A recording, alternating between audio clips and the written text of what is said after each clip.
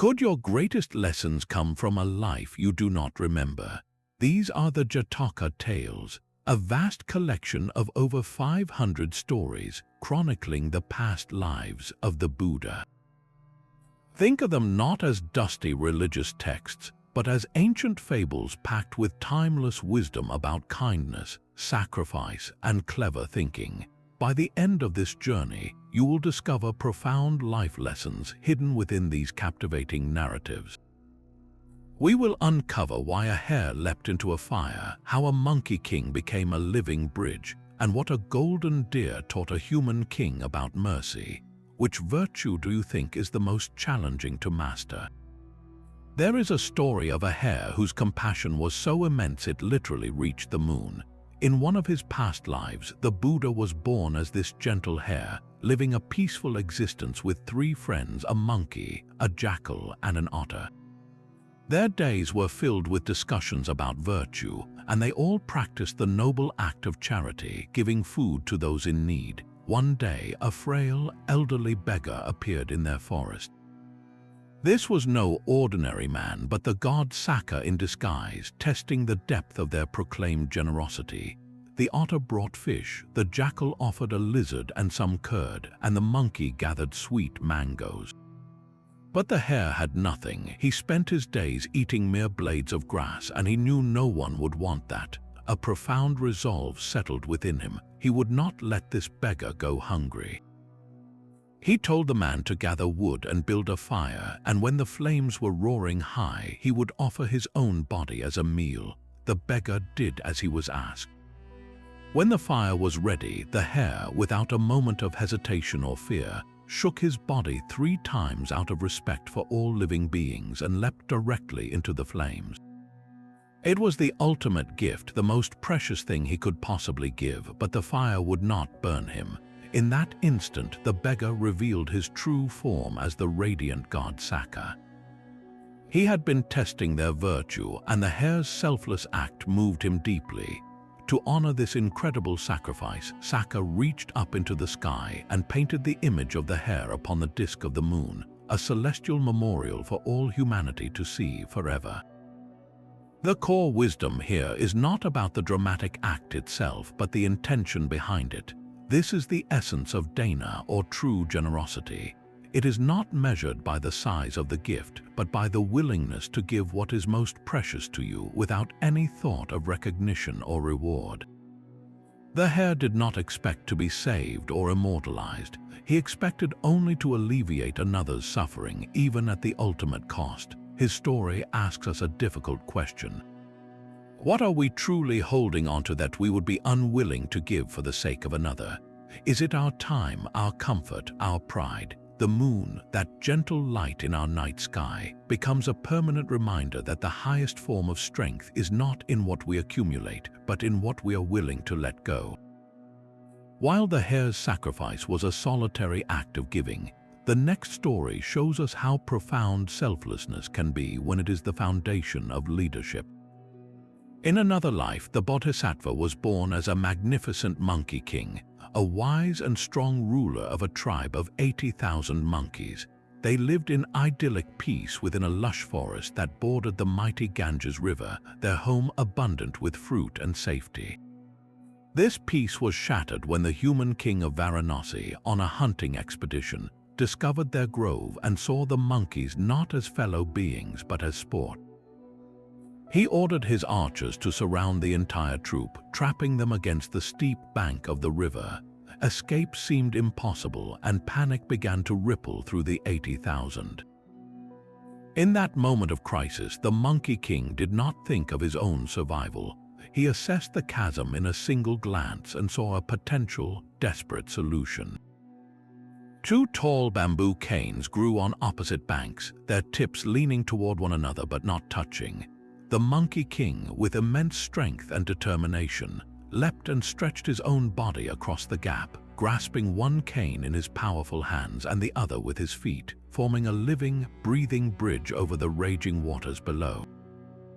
He gave a single command for his tribe to cross quickly, and they did, scrambling over his back to safety on the far shore.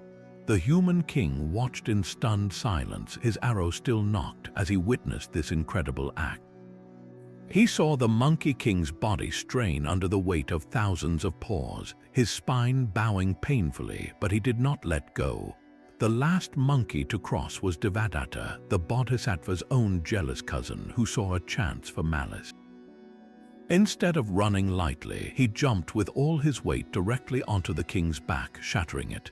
The tribe was safe, but the monkey king now lay broken and dying on the riverbank. The human king approached, his anger replaced with a deep, humbling awe.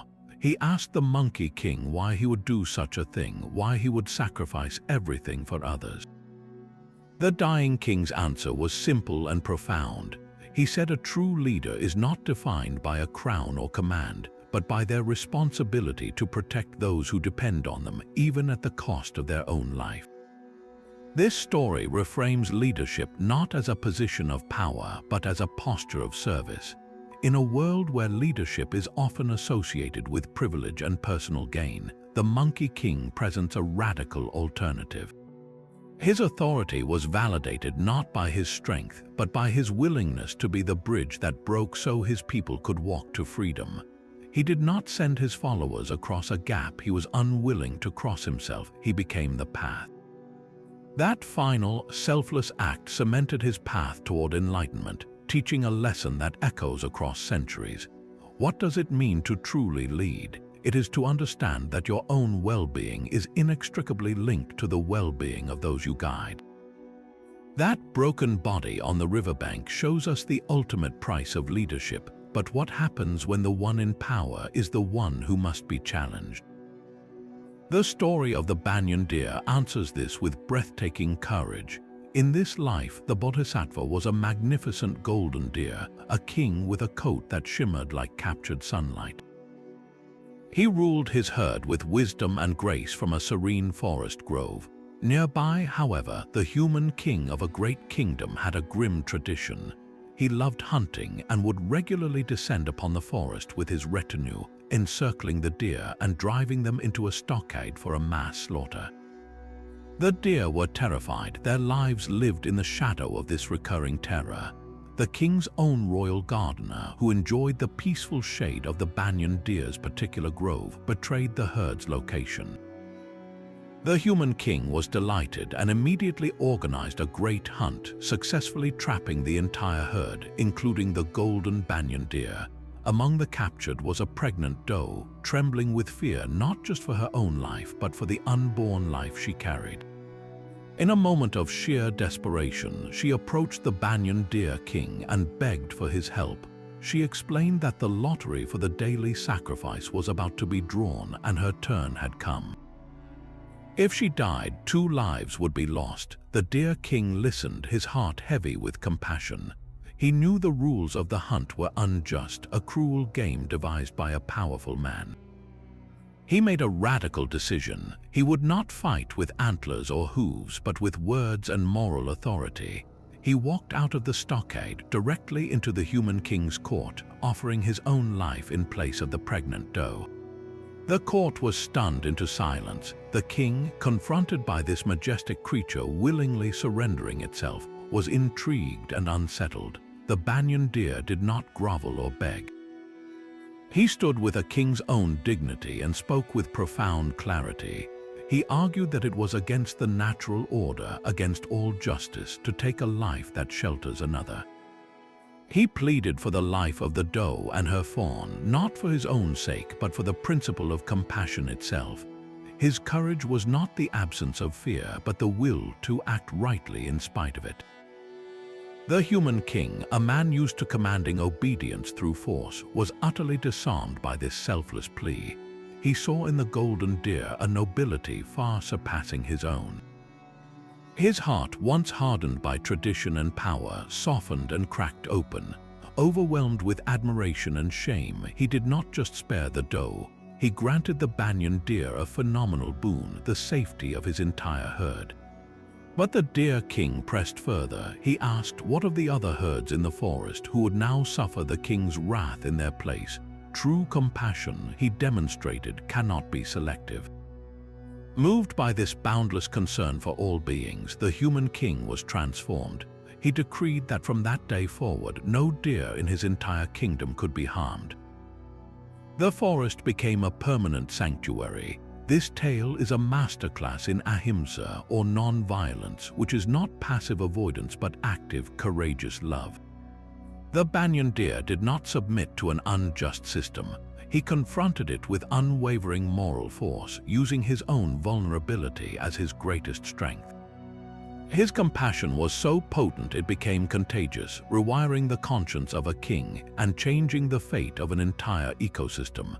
It asks us where in our own lives we see systems of needless suffering, and whether we have the courage to speak, not with anger, but with a love so clear it has the power to dismantle walls. A golden bowl sat unnoticed in a poor family's home, its true nature hidden beneath layers of grime. This simple object would become the stage for a profound moral contest between two merchants. One was driven by insatiable greed, and the other was the bodhisattva, whose heart was tuned to a different kind of value. They arrived in the same town on the same day, each going door to buy and sell their wares. The greedy merchant happened upon the family first. He saw the old bowl and immediately recognized it for what it was: pure, solid gold. Yet, seeing the family's poverty and ignorance, he made a calculated decision.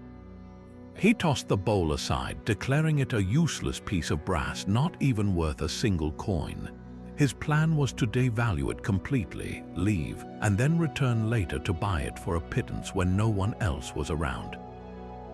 He left the home, his mind buzzing with the profit he would soon make. Shortly after, the generous merchant arrived at the very same door. When the family showed him the bowl, he too instantly saw its immense material worth. But his reaction was the complete opposite. He felt a deep, immediate pang of compassion.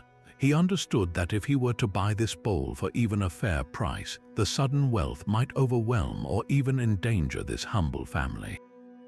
More importantly, he recognized a spiritual truth. He told them the bowl was far too valuable for him to purchase, but that he would like to offer them a gift for the privilege of simply seeing it. He then did something extraordinary. He took all of his wealth, every coin and item of merchandise from his entire cart, and poured it all into the bowl until it was full to the brim. He gave them everything he owned, leaving himself with nothing but the golden bowl, and then he quickly departed to avoid any further discussion.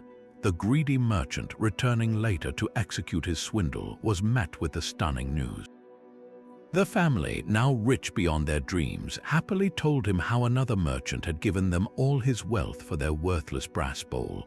The greedy man was crushed, not by the loss of gold, but by the loss of the opportunity his own avarice had created. He was so consumed by his desire for a good deal that he lost the entire treasure. The story's core wisdom cuts through time. It teaches us to discern true worth, which often has little to do with surface appearances. The generous merchant saw the gold, but he also saw the dignity of the family and the corrosive potential of a transaction. His act was not one of foolishness, but of profound detachment. He was not attached to his wealth, nor was he attached to the even greater wealth of the bowl. He understood that clinging to material things creates a poverty of spirit. This is the very essence of ethical conduct in business and in life. The tale presents a radical karmic equation. The generous merchant gave away his entire worldly fortune, but in doing so, he gained a priceless golden bowl. His generosity, in a very real sense, returned to him multiplied. Yet the greater reward was internal. He secured the merit of a selfless act, a karmic deposit that far outweighs any temporary material gain. His honesty was not a strategy for success, it was the success itself. The greedy merchant, by contrast, followed a logic that seems smart in the short term, but which ultimately left him with nothing but regret. His story is a cautionary tale for anyone who believes that sharp dealing leads to prosperity. True abundance flows not from what we manage to take, but from what we are willing to give without any expectation of return. A deep, shadowy pit became the stage for a single moment of desperate trust. A man, having lost his way in the dense wilderness, had fallen into a sheer rock crevasse from which he could not escape. His cries for help were heard by a great ape, the bodhisattva in this life, who lived peacefully in those very woods. Moved by the man's plight, the ape risked his own life to save him. He found a strong vine and with immense effort lowered himself into the pit, fastened the man to his back and painstakingly climbed out, his muscles straining to carry them both to safety.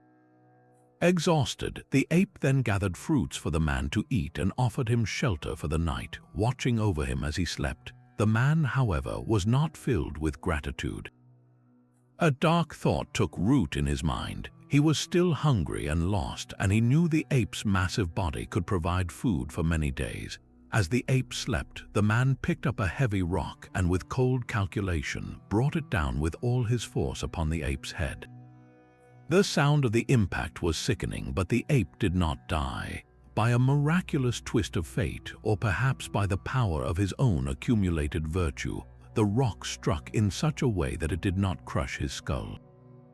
The ape awoke in shock and agony, leaping to his feet to see the man standing over him, the murderous rock still in his hands. In that single, horrifying moment, the great ape understood the full depth of the betrayal.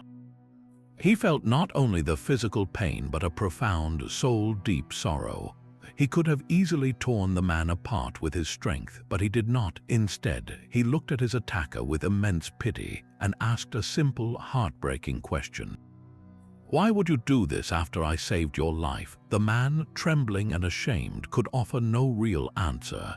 He was a prisoner of his own base instincts, his fear and greed having extinguished any spark of decency. Now comes the story's most challenging and transformative lesson. The great ape, bleeding and betrayed, did not abandon the man to the perils of the forest. He did not seek revenge. He understood that leaving the man there would be a death sentence, and he refused to let the man's evil action dictate his own. With a compassion that seems almost superhuman, he guided the man to the very edge of the forest, showing him the path back to the human world. He offered one final piece of wisdom before they parted, telling the man to go and to never speak of this act, for others might follow his terrible example. This is more than a simple fable about being nice. It is a masterclass in the radical practice of forgiveness. The ape's wisdom lay in his clear-eyed recognition of the man's flawed and dangerous nature. He was not naive. He saw the darkness perfectly, yet he chose not to let that darkness corrupt his own heart. He maintained his commitment to compassion, not because the man deserved it, but because the ape himself was committed to a path of enlightenment. Holding on to hatred, the story teaches, is like drinking poison and expecting the other person to die. It only harms the one who carries it. The Bodhisattva's path requires this incredibly difficult work, to meet injustice with a love so resilient it cannot be broken by the actions of others. The great ape's final act of guidance was not a reward for the man's behavior. It was a declaration of the ape's own freedom. He freed himself from the cycle of violence and retribution, proving that true strength is the courage to protect even those who have wronged you. This asks us to look at the smaller betrayals in our own lives, the times we have been hurt by someone we trusted. Can we find the strength to see their flaws without letting those flaws define our own capacity for compassion? It is perhaps the most difficult virtue to master, for it demands that we give our greatest kindness precisely when we have received the deepest wound. Strength is not always measured by size, but by the harmony of many. A vast flock of quails lived peacefully in a forest, their days filled with the simple rhythms of finding food and raising their young. Their king was the Bodhisattva, a quail of exceptional wisdom and foresight. He knew that their greatest safety lay not in individual speed, but in their collective power. Their peace was disrupted by a clever fowler who learned the paths of their feeding grounds. He would cast a massive net over the entire flock, trapping dozens of them at once in its woven prison. Panic would erupt, a flurry of beating wings and terrified cries, and the fowler would easily gather his catch. The quail king saw the pattern and knew a different way was possible. He gathered his entire flock and gave them a simple, brilliant instruction. The next time the net fell upon them, they were not to struggle alone. On his signal, every single quail was to fly upward at the exact same moment in perfect unison. They practiced this coordinated escape until it became second nature. When the fowler returned and threw his net, the king gave the call. As one, the flock surged skyward, lifting the net clean off the ground with their combined strength. They flew to a nearby thorny thicket where the net snagged and tore, and every quail escaped to freedom. The fowler was left bewildered, holding only a tattered, empty net. He returned day after day, and each time the quails executed their perfect escape. Their unity made them invincible, but then something shifted within the flock. A seed of discord took root. The quails began to bicker among themselves, arguing over the best feeding spots and petty grievances. They started to think, why should we all lift together? That one quail over there is not pulling its full weight.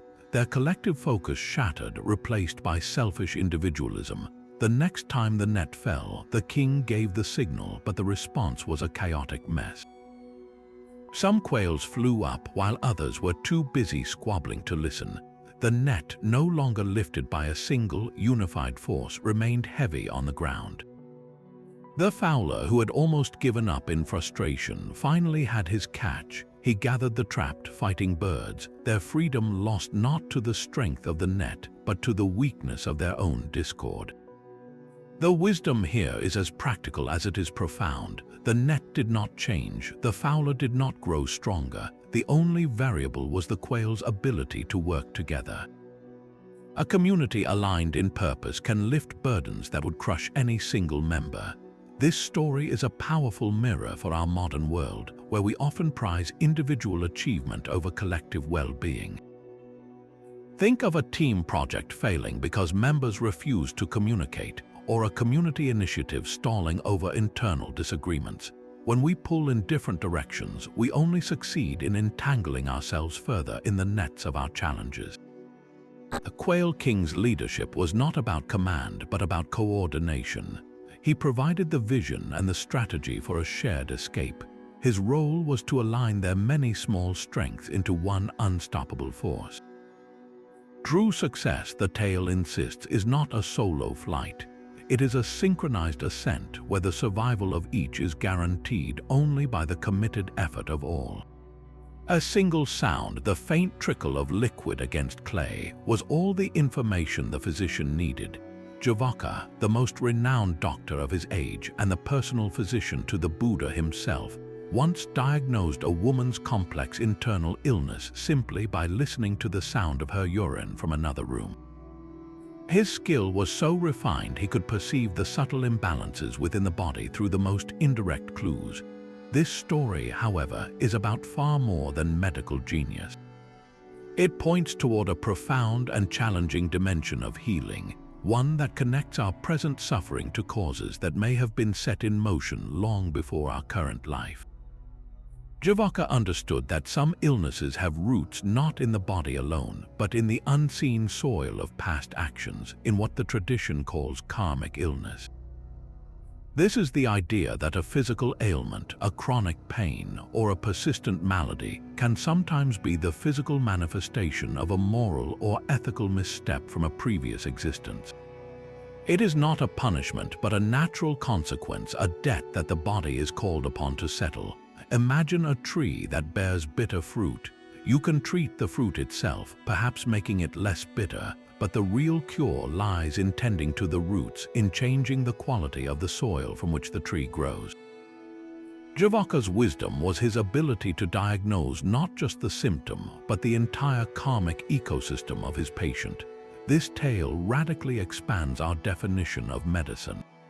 It suggests that true healing is holistic, addressing not only the physical body but also the spiritual and moral dimensions of a person. A headache might be treated with herbs, but if its origin is a pattern of toxic anger carried from a past life, the deepest cure involves cultivating patience and forgiveness in this one. The medicine for a karmic illness is often a change in character, a conscious turning toward virtue. this is not about blaming the sick for their condition. It is about empowering them with a deeper understanding of their own story. It offers a framework for making sense of suffering that seems disproportionate or unexplainable, inviting us to look beyond the immediate cause and consider the long arc of our own spiritual journey. The ultimate wisdom here is that we are not merely treating a disease, we are healing a life. Every act of compassion, every moment of honesty, every instance of selfless giving becomes a form of preventative medicine, sowing the seeds for a future of wellness that transcends a single lifetime. It asks us to consider our own lives. What recurring struggles or persistent ailments might be asking us to look deeper, to address not just the pain but the pattern? The path to wholeness may require us to become archaeologists of our own soul, uncovering the ancient causes of our present conditions to finally and fully heal. An elephant named Girly Face was known throughout the kingdom for his incredible gentleness. He lived a peaceful life, never harming a soul, his nature as calm as a still pond. One evening, a group of ruthless thieves sought shelter right beside his stall. Unseen in the darkness, they spent the entire night plotting their crimes, speaking in gruff detail about murder and violence, about showing no mercy to their victims. Girly Face, listening intently, misunderstood everything. He did not hear the words of criminals. He believed these were his owners and that they were giving him direct instructions on how to behave. He internalized their violent talk as his new training. By morning, a profound and terrible change had taken root. When his keeper arrived, the elephant, now believing ferocity was his duty, attacked and killed him. He broke free from his enclosure, crashing through the compound and killing anyone he encountered. The once gentle giant had become a rampaging monster, and the royal court was thrown into panic. They tried everything to calm him, but nothing worked. He was deemed a lost cause, a killer who had to be destroyed. Yet a wise advisor suggested one final, desperate measure. Perhaps the environment that had poisoned his mind could also heal it. They brought a group of virtuous monks to sit near Girly Face's enclosure. The monks spent the day and night in peaceful discourse, speaking only of compassion, kindness, and the moral precepts of non-harm. Just as he had with the thieves, Girly Face listened. He absorbed the language of virtue as his new instruction. The gentle nature that had been buried under a layer of violent conditioning slowly re-emerged. His rage subsided, his eyes softened, and he returned to his original, peaceful self. The transformation was complete. This story delivers a thunderous truth about the architecture of our own minds. Girly Face did not possess an inherently evil nature. He was a blank slate that absorbed the quality of the information fed into him. His mind was shaped, quite literally, by the company he kept, even if that company was just a voice in the dark.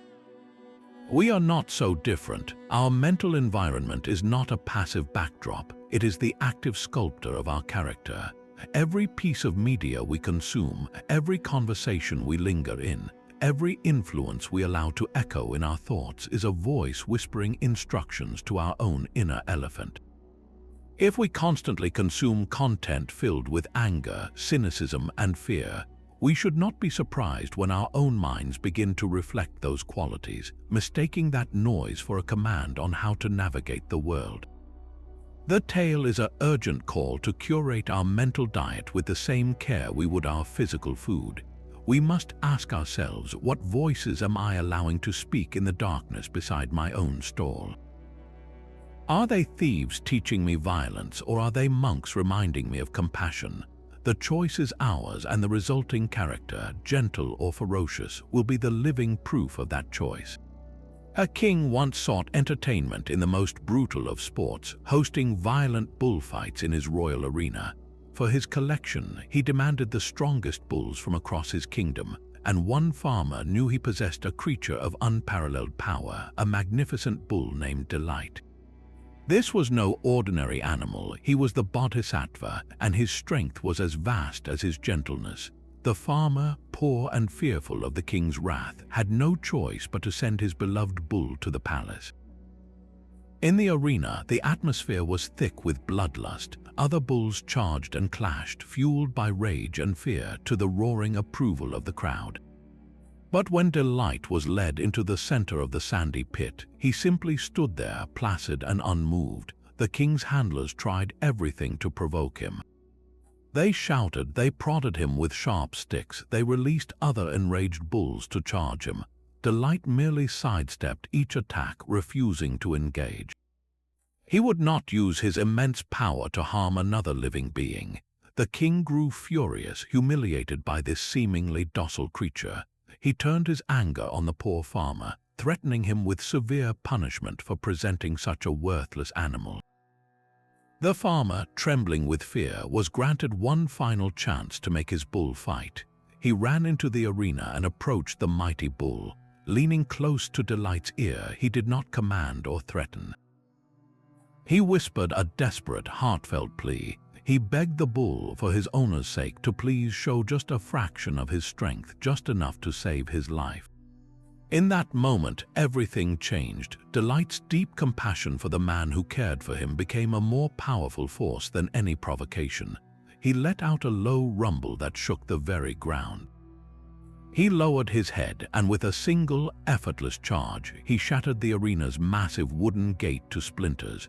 The display of raw, controlled power was so absolute, so effortless, that the entire crowd fell into a stunned silence. The king, his anger replaced by awe, immediately understood. This bull was not weak, he was supremely disciplined. His refusal to fight was not a lack of power, but a profound mastery over it. The wisdom here transforms our understanding of strength. True power is not demonstrated in the heat of aggression, but in the quiet certainty of restraint. Delight possessed the capacity for immense destruction, yet he chose to channel that capacity only when motivated by compassion, not by pride or anger. He used his strength not to dominate, but to protect. This is the essence of non-violence as an active force, a conscious choice to harness one's abilities for preservation rather than harm. We all possess our own forms of strength, our own unique powers, whether they are physical, intellectual, or emotional. The tale of Delight asks us how we choose to wield them. Do we use our sharpest skills to cut down rivals or to build something new? Do we use our influence to intimidate or to uplift? The most formidable strength is the one that remains sheathed until a higher purpose calls it forth, proving that the greatest power of all is the choice not to use it. A king's promise of protection was put to the ultimate test in a single, breathless moment. King Sibai, the Bodhisattva, was renowned throughout the land for his unwavering vow to safeguard all who came to him. One day, a trembling dove, its heart beating like a frantic drum, hurtled through the palace air and flung itself directly into the king's lap, seeking sanctuary from a pursuing hawk. The hawk, swift and fierce, landed before the throne, its eyes fixed on its escaped meal. It did not attack the king, but instead spoke with a compelling, logical argument. It said, "O king, you have taken what is rightfully mine. That dove is my food, the sustenance that keeps me alive. Your compassion for one being is causing the starvation of another." Where is the justice in that? King Sibai was caught in a profound moral dilemma. His vow to protect was absolute, yet the hawk's claim held a brutal truth. He could not save one life by condemning another, so he proposed a radical solution. He told the hawk he would give the dove its weight in fresh meat from the royal kitchens, a feast far greater than the single bird. But the hawk refused. It insisted, "I do not want any meat. I want only the flesh of the dove, for that is my natural sustenance. If your compassion is truly boundless, then give me flesh from your own body, equal to the weight of this dove." Without a moment of hesitation, King Sibai agreed. He ordered a balance scale brought to the court. He placed the terrified dove on one side, and then, with a steady hand, he began to cut strips of flesh from his own thigh, placing them on the empty pan. The court watched in horrified silence as their king bled for a stranger, but a strange and miraculous thing happened. No matter how much flesh he carved from his body, the scale would not balance. The side holding the small, feathered dove remained impossibly, immovably heavy. The king continued, his body growing weak from the loss of blood, his flesh nearly gone, yet the dove still outweighed his sacrifice. It was then that the truth was revealed. The hawk and the dove were the gods Saka and Visakama in disguise, testing the very limits of the king's virtue. The scale did not balance because a life, any life, can never be measured in mere flesh and blood. Its value is immeasurable. This story pushes the concept of dana, or generosity, to its most absolute form, the perfection of giving known as the dana paramita. It argues that true compassion cannot pick and choose its recipients. It must extend to the dove and the hawk alike, to the vulnerable and to those we perceive as aggressors. King Sibis' willingness to give his own body was not an act of self-destruction, but the ultimate affirmation of the sacred worth inherent in every single being. In our modern world, we often practice a conditional generosity. We give to those we like, to causes we support, often expecting gratitude or a certain outcome in return. The tale of King Sibai shatters that comfortable calculus. It asks us what it would mean to value life so deeply that we would be willing to pay a personal price for its preservation, even for those we do not know or for those who seem to be our opponents.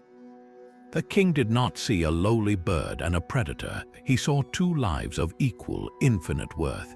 His story is not a literal command for self-mutilation, but a profound metaphor for the kind of self-sacrifice true compassion demands.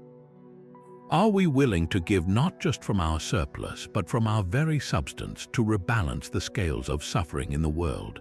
These stories, from the selfless hare to the bleeding king, are far more than ancient fables. They form a single, luminous map of a life well lived, charting a path through virtues that remain profoundly relevant. We have explored the raw courage of selfless sacrifice, the heavy responsibility of compassionate leadership, and the quiet power of ethical conduct in a world often driven by greed. We have seen how unity can lift the heaviest of nets and how our mental environment actively sculpts our character. And we have witnessed the ultimate expression of generosity, a king willing to give his own flesh to honor the sanctity of all life. These are not abstract ideals locked in a distant past. They are practical, timeless guides for navigating our own relationships, our work, and our inner struggles. Every challenge we face is, in its own way, an opportunity to embody the wisdom of the monkey king or the patience of the banyan deer. The Buddha's own enlightenment was not a sudden event, but a path meticulously paved with countless such acts of virtue across 500 past lives. Each story is a single, polished stone on that path, reminding us that our own journey toward a wiser, more compassionate existence is built one conscious choice at a time. We would love to hear which of these Jataka tales resonated most deeply with you. Was it the unity of the quails, the forgiveness of the great ape, or the steadfast strength of Delight the bull? Share your thoughts in the comments below, and if you are eager for more explorations of ancient wisdom, consider subscribing to continue this journey with us.